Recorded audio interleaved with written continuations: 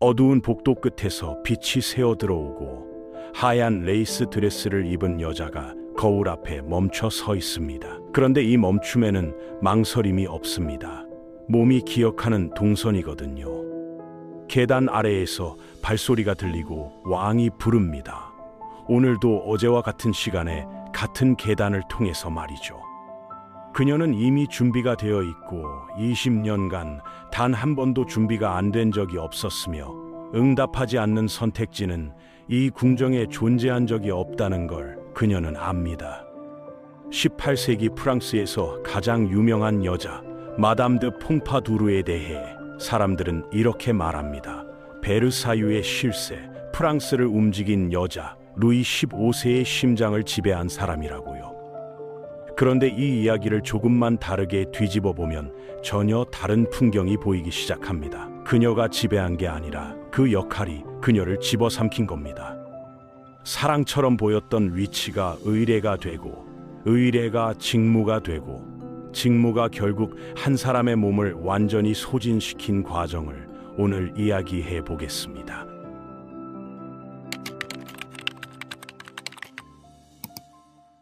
퐁파두르의 본명은 잔 앙투아네트 푸아송인데, 푸아송은 프랑스어로 생선이라는 뜻이죠. 귀족 가문이 아닙니다. 그녀의 아버지는 세금 징수와 관련된 금융업에 종사했고, 어머니는 사교계에서 인맥을 넓히며 살아가던 중산층 여성이었습니다.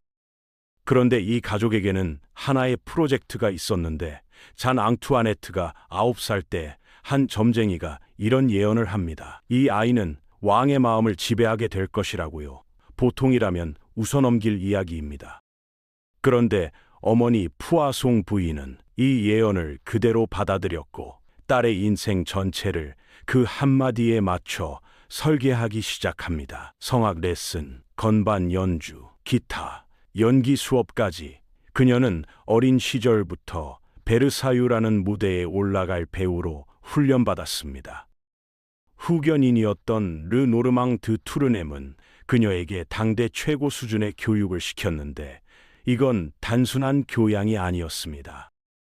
궁정이라는 시장에 내놓을 상품을 완성하는 과정이었는데 철학자들과 대화할 수 있는 지적 능력, 무대 위에서 귀족들을 압도할 수 있는 예술적 기량, 그리고 왕 앞에서도 긴장하지 않을 사교적 훈련까지 모든 것이 하나의 목표를 향해 있었습니다.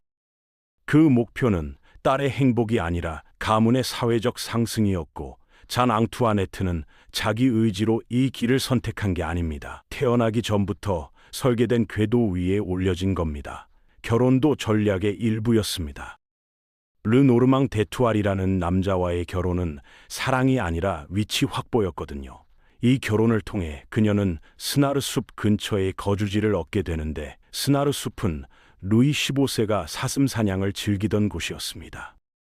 여기서 그녀는 하늘색 마차를 타고 분홍 드레스에 파란 마차 혹은 파란 드레스에 분홍 마차를 번갈아 가며 사냥 행렬 속에서 자신을 눈에 띄게 만들었습니다. 이건 우연한 만남이 아니라 수십 번 반복된 계산된 노출이었고 왕의 시선을 잡기 위한 정밀한 신호 체계였습니다. 사냥터에 몰려드는 지방 귀족들 사이에서 한 명의 여자가 눈에 띄려면 색채 대비라는 시각적 전략이 필요했고 그 전략은 정확하게 작동했습니다. 1745년 2월 베르사유에서 열린 가면무도회에 그녀가 초대되었고 왕이 공식적으로 관심을 표명한 순간 잔 앙투아네트 푸아송이라는 개인은 사라지기 시작했습니다. 여기서 한 가지 짚어야 할 게 있는데 우리는 보통 왕의 공식 정부라는 위치를 권력이라고 부릅니다. 실제로 많은 역사서가 퐁파두르를 사실상의 총리라고 표현하는데 이 위치의 실체를 들여다보면 권력이라기보다는 무급 감정 노동에 훨씬 가깝습니다. 마이트레스 앙 티트르, 즉 공식 정부라는 위치는 법률에 명시된 적이 한 번도 없지만 궁정 예절에 의해 엄격하게 규율되는 기묘한 자리였습니다. 공식적으로는 존재하지 않지만 모두가 인정하는 역할, 권한은 없지만 책임은 무한한 위치였던 거죠. 루이 15세는 본질적으로 무기력한 사람이었는데 권태에 쉽게 빠졌고 우울에 취약했으며 국정에 직접 관여하는 것을 극도로 싫어했습니다. 가능하면 모든 일을 다른 사람에게 맡기고 자신은 최소한의 수고만 드리길 원했던 왕이었고, 퐁파두르의 첫 번째 임무는 이 왕의 권태를 관리하는 것이었습니다. 왕이 지루해하지 않도록 매일 밤 새로운 즐거움을 제공해야 했다는 건데, 이건 단순히 함께 시간을 보내는 수준이 아니라 완벽한 기획자가 되어야 한다는 뜻이었습니다.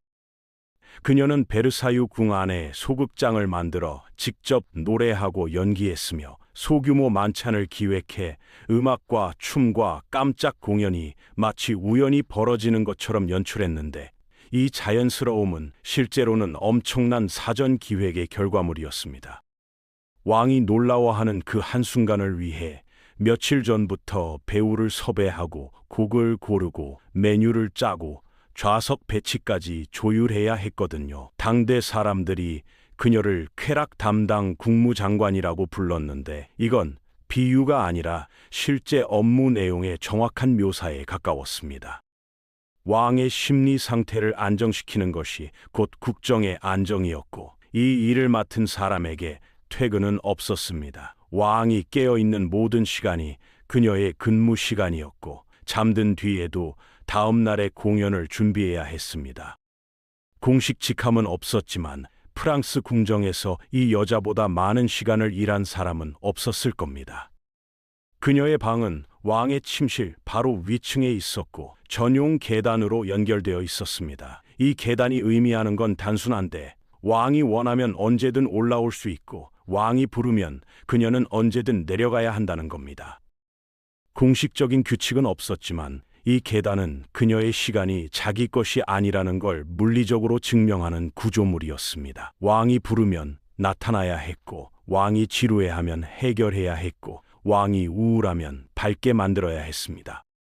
문제는 이 요구가 예측 불가능했다는 점인데, 한밤중에 불려가기도 했고 공식 행사 직전에 급하게 호출되기도 했습니다. 자기 몸 상태와 관계없이 항상 완벽하게 준비된 상태를 유지해야 했는데, 이건 끊임없는 신경 긴장을 수반하는 일이었고, 그것도 매일 20년 동안 계속됐습니다. 아침 9시부터 그녀의 하루가 시작되는데, 머리를 올리는 것부터가 전투였습니다. 당시 궁정 여성의 머리 장식인 푸프를 완성하려면 몇 시간이 걸렸고, 한 번 올린 머리는 며칠간 유지해야 했습니다.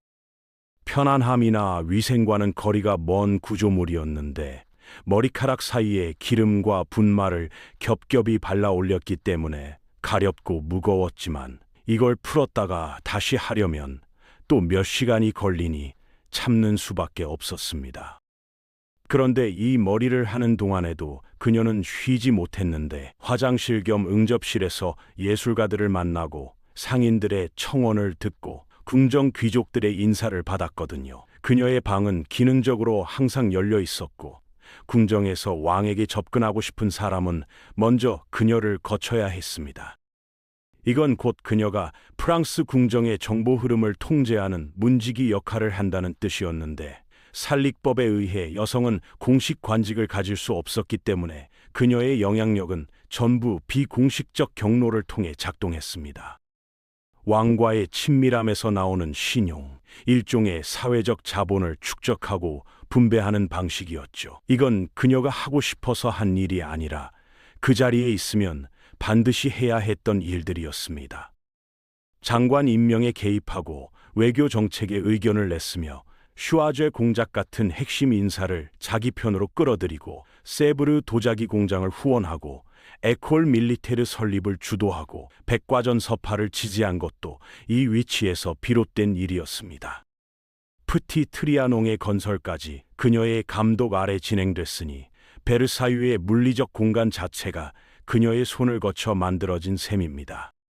그런데 이게 정말 권력이었을까요? 여기서 시선의 문제가 등장하는데, 같은 위치를 놓고 보는 사람에 따라 완전히 다른 해석이 나왔거든요. 오스트리아 대사 카우니츠 같은 외교관들은 그녀를 진지하게 대했는데, 프랑스의 실질적 의사결정 구조에 접근하려면 공식 장관이 아니라 이 여자를 통해야 한다는 걸 알았기 때문이죠.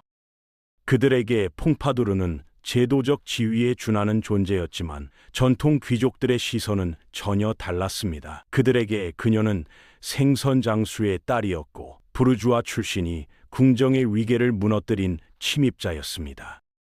수백 년간 유지되어 온 혈통 중심의 질서에서 돈과 재능만으로 왕의 곁에 선 여자는 체제에 대한 모욕이었거든요. 푸아송이라는 성을 이용한 풍자시, 이른바 푸아소나드가 파리 전역에 돌았고 그녀를 교활한 책략가로 묘사하는 비방문이 끊이지 않았습니다. 장관 모르파를 유배시킬 수 있었던 것도 이런 맥락이었는데 귀족들은 이것을 권력의 남용으로 봤고 그녀 쪽에서는 생존을 위한 방어였습니다. 그리고 일반 대중의 시선은 또 달랐는데 대중에게 퐁파두르는 궁정 낭비의 상징이었고 7년 전쟁의 패배와 아메리카 식민지 상실의 책임자였습니다. 실제로 이런 결정들에 그녀가 얼마나 관여했는지와는 별개로 비난은 그녀에게 집중됐는데 이건 우연이 아닙니다. 앙시엥 레짐에서 왕은 곧 국가였고 국가가 실패하는 모습을 보이면 신의 권위에 기반한 체제 전체가 흔들렸습니다. 그래서 실패의 책임을 왕이 아닌 다른 곳에 돌릴 대상이 필요했는데 공식 직함도 없고 법적 보호도 없는 왕의 정부야말로 가장 안전한 표적이었던 겁니다. 궁정은 그녀를 통해 작동했지만 궁정이 실패할 때 비난도 그녀를 통해 흘러나갔습니다. 왕을 직접 비판하면 반역이지만 왕의 정부를 비판하는 건 허용 가능한 저항이었기 때문에 실세라는 평가는 사실 칭찬이 아니었습니다.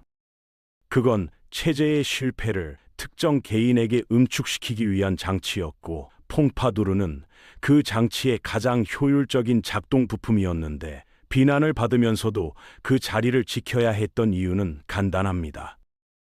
그녀가 사라지면 왕이 직접 여론과 마주해야 하는데 루이 15세는 그럴 의지도 능력도 없는 사람이었거든요. 1750년을 기점으로 퐁파두르와 왕의 관계에서 육체적 친밀함은 사실상 끝났는데 보통이라면 여기서 이 관계도 끝나야 합니다. 이전의 왕실 정부들은 이 시점에서 수녀원으로 은퇴하거나 궁정에서 조용히 물러났지만 퐁파두르는 떠날 수 없었습니다. 떠나는 순간 20년간 쌓아온 모든 것이 무너지기 때문인데 그녀의 가족, 그녀가 임명한 장관들, 그녀를 통해 왕에게 접근하던 수많은 사람들의 네트워크가 한꺼번에 붕괴하는 겁니다. 이전 왕실 정부들의 전례가 이걸 증명하는데 총애를 잃은 여자는 수녀원에 보내지거나 궁정에서 완전히 잊히거나 최악의 경우 적들의 보복에 노출됐습니다. 퐁파두르에게 은퇴란 곧 망각이었고 망각은 곧 파멸이었기 때문에 그녀는 연인에서 신뢰받는 조언자로 자기 역할을 전환합니다. 왕의 침대가 아니라 왕의 머리에 필수 불가결한 존재가 되는 쪽으로 방향을 바꾼 건데 왕비 마리 레슈친스카와의 관계도 의도적으로 관리했습니다. 왕비에게 존경을 표하고 적대적 관계가 아니라 공존하는 구도를 만들어냄으로써 궁정 내에서 자기 위치의 정당성을 확보하려 한 건데 이건 감정의 문제가 아니라 생존 전략이었습니다. 이 전환이 성공한 순간 그녀의 위치는 완전히 직무가 되면서 선택의 여지가 사라진 겁니다. 왕은 여전히 부르고 그녀는 여전히 나타났는데 다만 이제 그 부름은 침실이 아니라 서재에서 정책 논의와 인사 결정과 외교 전략에 대한 자문이었을 뿐입니다. 20년의 친구라는 왕의 표현은 애정의 고백이 아니라 업무 관계의 확인에 가까웠습니다. 그녀가 없으면 파리의 여론도 궁정의 파벌도 장관들의 충성도 관리할 사람이 없었으니까요. 언제든 다른 여자로 교체될 수 있다는 불안은 20년 내내 그녀를 따라다녔고 이 불안이 그녀를 쉬지 못하게 만들었습니다. 그녀를 대신할 여자를 밀어 넣으려는 파벌은 항상 존재했고 한순간이라도 자리를 비우면 그 빈자리를 누군가 채울 준비가 되어 있었습니다. 궁정이라는 공간은 빈 권력을 용납하지 않았기 때문에 아파도 웃어야 했고 지쳐도 빛나야 했고 왕 앞에서는 언제나 가장 재치 있고 가장 아름다운 여자여야 했는데 이 완벽함의 유지 비용을 그녀의 몸이 지불하고 있었습니다. 이 끊임없는 긴장은 그녀의 몸을 파괴했는데 만성 편두통과 폐질환과 극심한 피로가 그녀를 지속적으로 괴롭혔지만 쉴 수 있는 구조가 아니었습니다. 그녀는 벌새라는 별명으로 불리기도 했는데 작고 아름답지만 멈추면 죽는 새라는 의미가 그녀의 상황을 정확하게 반영하고 있었습니다. 궁정은 베르사유에만 머물지 않았고 퐁텐블로와 콩피에뉴를 거쳐 다시 베르사유로 돌아오는 일정을 왕이 이동하면 그녀도 따라 이동해야 했습니다. 군대처럼 진영을 옮기는 생활이 20년간 반복됐고 병든 몸으로도 이 일정을 거부할 수 없었는데 거부하는 순간 역할이 끝나고 역할이 끝나면 모든 것이 끝나니까요. 1764년 4월 그녀는 베르사유에서 숨을 거두는데 42살이었습니다. 사인은 폐우렬로 오늘날의 기준으로 보면 결핵이었을 가능성이 높고 20년간의 만성적 수면 부족과 정신적 압박이 면역 체계를 무너뜨렸을 거라는 건 쉽게 추론할 수 있는 부분입니다.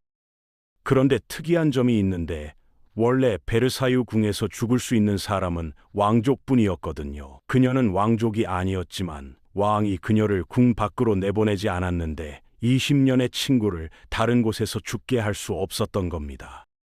이것조차 특권이었을까요? 아니면 마지막까지 궁정의 기능으로 묶여 있었던 걸까요? 장례 행렬이 베르사유를 떠나는 날, 왕은 발코니에 서서 비를 맞으며 그 행렬을 지켜봤다고 하는데 후작 부인에게 참 좋지 않은 날씨로군 이라고 말했다고 합니다.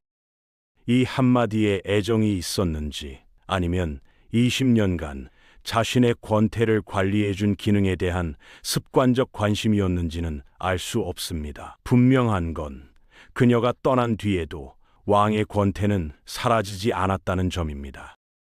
루이 15세는 이후에도 뒤바리 부인이라는 새로운 공식 정보를 들였고 시스템은 다음 부품을 찾아 계속 작동했습니다. 퐁파두르라는 개인은 대체 불가능했을지 모르지만 그 역할 자체는 언제든 다른 사람으로 채워질 수 있는 구조였던 겁니다.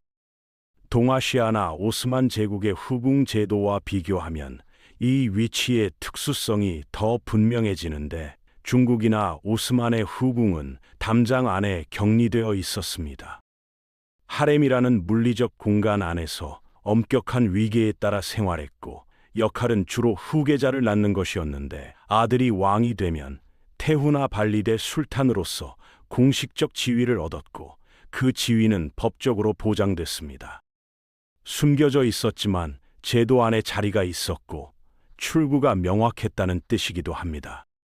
반면 퐁파두르는 모든 것이 노출되어 있었는데 공인이었지만 공식 직함은 없었고 모두가 알았지만 법적으로는 아무것도 아니었습니다. 매일 궁정의 모든 시선 앞에 서야 했고 옷차림 하나, 발언 하나가 정치적으로 해석됐습니다. 동양의 후궁에게는 담장이 감옥이었다면 서양의 공식 정부에게는 시선 자체가 감옥이었는데 동양의 후궁은 담장 안에서 보이지 않는 권력을 행사할 수 있었지만 퐁파두르에게 보이지 않는 것은 곧 존재하지 않는 것이었습니다.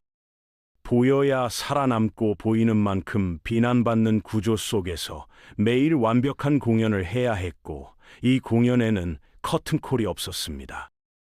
결국 퐁파두르의 삶은 이런 질문을 던지는데 처음에 선택한 역할이 반복을 통해 의무가 될 때 그 사람에게 남는 건 무엇인가 하는 것입니다. 선택이 반복되면 습관이 되고 습관이 고착되면 그건 더 이상 선택이 아니라 구조가 되는데 그녀는 스스로를 왕에게 필수 불가결한 존재로 만들었고 바로 그 성공이 그녀를 가뒀습니다. 떠날 수 없는 위치, 쉴 수 없는 일정, 실패하면 모든 것을 잃는 구조 안에서 20년을 버텼고 결국 그 구조가 그녀의 몸을 먼저 멈추게 했습니다. 베르사유의 실세라는 말은 찬사가 아니었는데 그건 한 사람이 시스템의 부품으로 완전히 소진되는 과정에 붙여진 이름이었습니다. 그녀가 만든 극장, 그녀가 기획한 만찬, 그녀가 연결한 인맥, 그녀가 흡수한 비난, 이 모든 것은 한 개인의 업적이 아니라 한 역할이 요구한 것들이었습니다. 그리고 그 역할은 부품이 멈출 때까지 부름을 멈추지 않았습니다. 오늘도, 내일도 계단 아래에서 발소리가 들리는 한